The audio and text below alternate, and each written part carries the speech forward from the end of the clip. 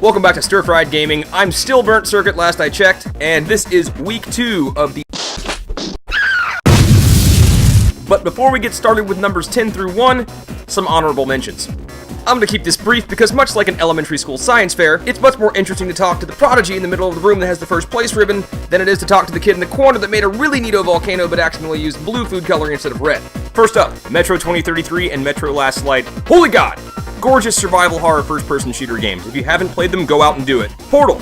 Great game. Came out last console cycle. Not only that, came out for 360 and PS3, which is what this list is going to cover, but Portal's one of the crown jewels of PC gaming, so this isn't really its list.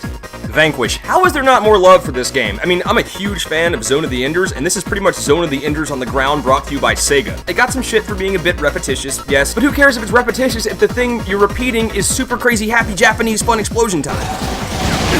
Far Cry 3. Much like the Metro titles, great fucking game. Absolutely love it. Cannot recommend it highly enough. Just not quite the game for this list, and not quite old enough yet to know if it's gonna be a classic. Oh my god, why is it so fucking hard? Infamous, I am really, really sorry. You were supposed to be on the top 10, and I put you here. Where Red Dead Redemption benefited from a revisit, you suffered from it, because I couldn't quite remember what it was I loved about you. And I promise, when I do a video for Infamous Second Son in a couple of months, we'll figure out what happened. So those are my honorable mentions. I'm sorry if anything you really loved was on that list, but take solace in the fact that I'm a complete fucking idiot. Then smile. Alright, on with the countdown!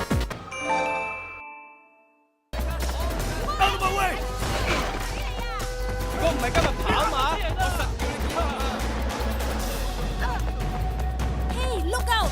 You think you can try us? Oh shit!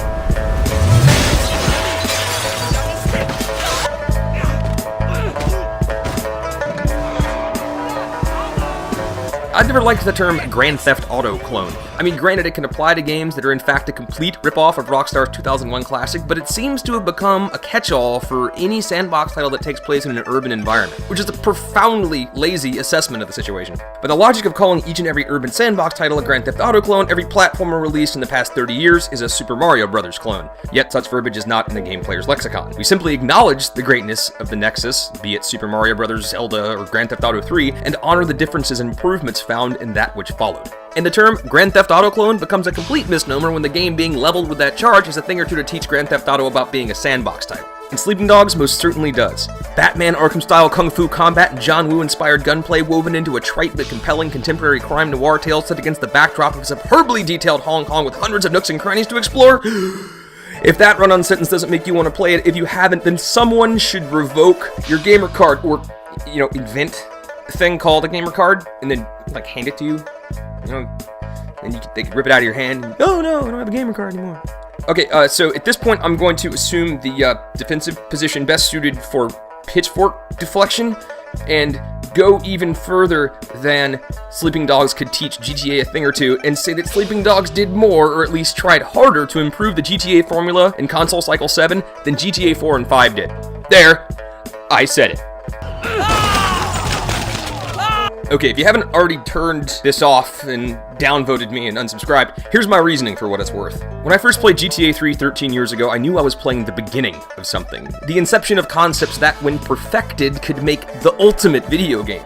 My imagination immediately went to work. I conceived of GTA with driving on par with that found in a racing game, the hand-to-hand or melee weapon combat of a fighting game, and the gunplay of a shooter, set in the expansive interactive world of an RPG.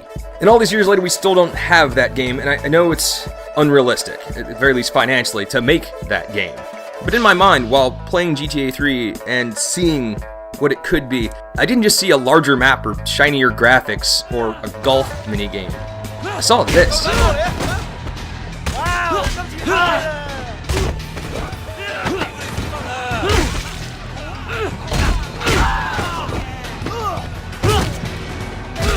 Here's your payday. Seriously, that's the best you can do.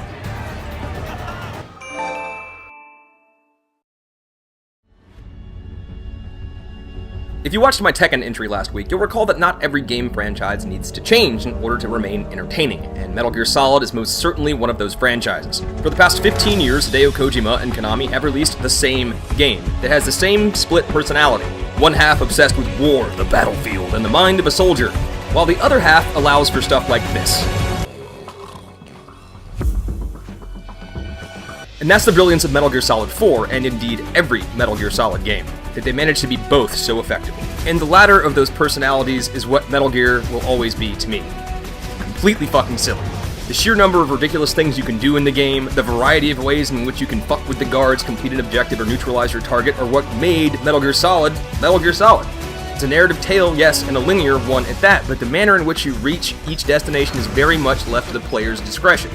I'm a silly human being. It's just my nature. So when I play Metal Gear Solid 4, it's always been less about the battlefield and more about distracting a nanobot-powered killing machine of a guard with something as simple and tawdry as a porno mag.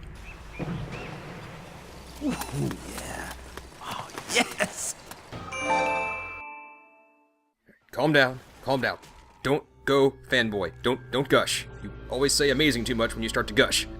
Say something about Left 4 Dead's effect in the game industry, or how glorious it is to play a shooting game that doesn't involve going down irons or stopping and popping, or how playing through the No Mercy campaign for the 100th time was just as entertaining as the first because the multiplayer mode was so amazing, or the first time a tank showed up and, you know, the whole screen started to shake and you and your friends were all, oh my god, what's happening? Or forgetting to turn off your flashlight near a witch and running from her while your whole team chased her in a way that would be Benny Hillian and hilarious if it wasn't for the fact that you're surrounded by an extremely well-realized post-apocalyptic hellscape and you can hear a hunter growling somewhere in the darkness nearby, or finding out you can blow up that gas station in No Mercy and it's all and it gives you access to, like, super elite weapons, or like a pipe bomb at the very least, or playing as a hunter, and then, like, you pick off a weak member of the survivors, and you know his friends are gonna make it in time, and like, I got him, I got one of them, and you're, like, really proud of yourself, or being, like, the last member of the survivors, and, like, working, that fucking smoker, and you thought he had you, but he didn't, and you kicked his ass, and you get to the safe room, and everybody's like, whoa, yeah, you're a hero!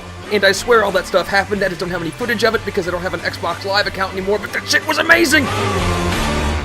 I really like Left 4 Dead.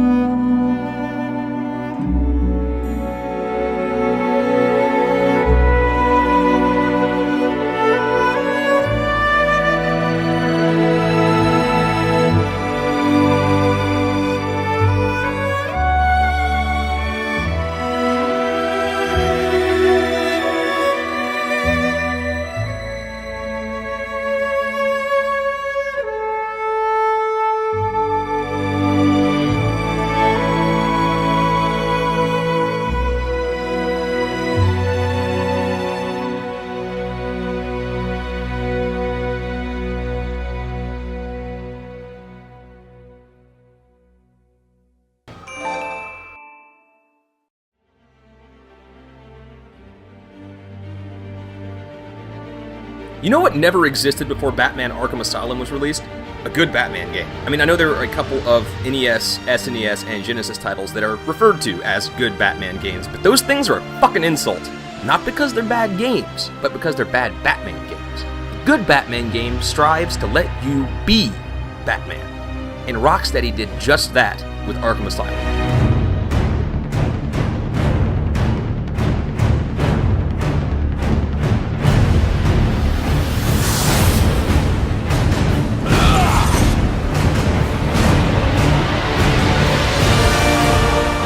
And it started with the controls. Every movement Batman made, except for a couple, every weapon and command and bone-breaking combo funneled into a singular concept. Empower the player, make them feel strong, make them feel invincible, make them feel like Batman. And it worked. And it wasn't just the gameplay, the environments were straight out of a Frank Miller graphic novel, tinged with just enough color to make them come alive as video game locations. The voice cast was the same one found in Batman the Animated Series and was completely on top of their shit. Mark Hamill bringing the humor and terror that simultaneously occupy the Joker. Ooh, would you sneak in with your bats? Come on, tell me. Batarangs, bat claws, ooh, bat smacks. While Kevin Conroy's Batman made a whole new generation of Bat fans question Christian Bale's artistic choices. He surrendered almost without a fight. I don't like it. As far as the quality of the stealth and combat mechanics, I don't think opinion is a word that can be used to describe my fondness for it. Rocksteady completely changed the way that third-person action games approach stealth and combat, with everything from Sleeping Dogs to Hitman Absolution owing the Arkham series a nod. Arkham City expanded on the concepts found in Arkham Asylum, but they didn't bring a lot of new material to the table. And by that I mean profound material. The grapnel boost, the improved flight controls, the polished combat mechanics, all very welcome changes, and I would even say that the plot is better than Arkham Asylum. And by that I mean no insult to Arkham Asylum's plot. And whatever, semantics aside, it was a damn good sequel, though Arkham Origins felt more like DLC for Arkham City than an actual sequel, and they put that online mode in there. We're just not even gonna talk about that. I mean, okay, well, it was a good idea, sort of, but I mean, just come on. But none of Arkham Origins' missteps should take away from a series that was not only so well executed that an entire industry stood up and took notice of, copied its quality, but that used all the technology available to come as close as possible to granting a wish that has been on the minds of every comic book reader since they were children: to be a superhero. There have been other superhero games, yes, but nothing this well executed, and certainly nothing to let you be the goddamn Batman.